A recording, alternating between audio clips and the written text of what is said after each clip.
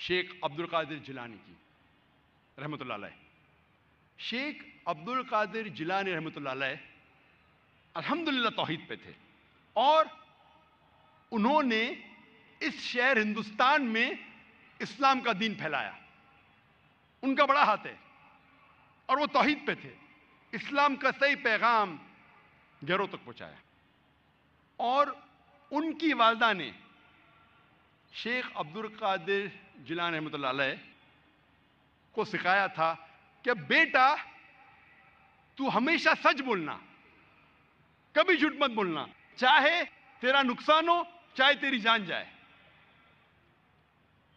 ایک وقت جب شیخ عبد القادر جیلانی رحمۃ اللہ علیہ جب ایک سفر کر رہے تھے تو ان کی والدہ نے کچھ اشرفیاں ان کے کپڑے میں سی دی تاکہ وہ گم نہ جائے، تاکہ کوئی انہیں چوری نہ کرے.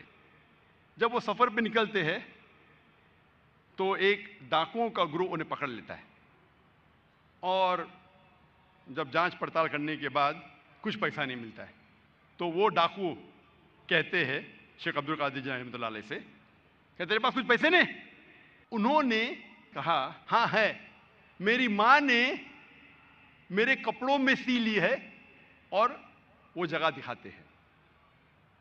وہ ڈاکوؤں نے کہا کہ اگر یہ بچہ ہمیں نہیں بتاتا تو ہمیں کبھی یہ اشرفیاں نہیں ملتی.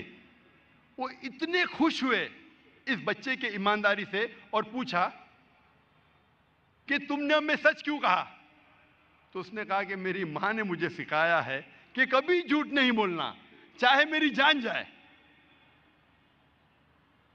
وہ ڈاکو اتنے خوش ہوئے کہ انہوں نے ڈاکہ ڈالنا چھوڑ دیا.